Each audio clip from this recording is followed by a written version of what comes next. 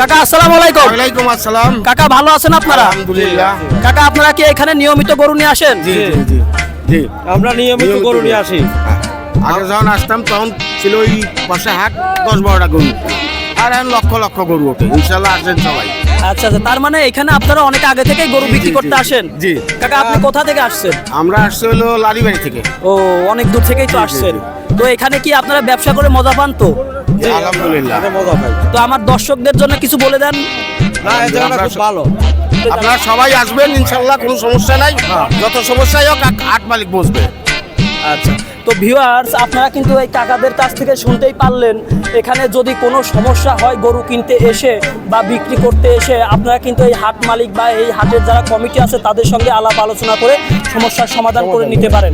এবং এই পাংশার হাটটা কিন্তু নাম করা একটা হাট, এখানে বেশ জমজমাট একটা হাট লাগে এবং আনন্দ উল্লাসের সঙ্গে কিন্তু সকলেই এখানে গরু ক্রয় বিক্রয় করে থাকে।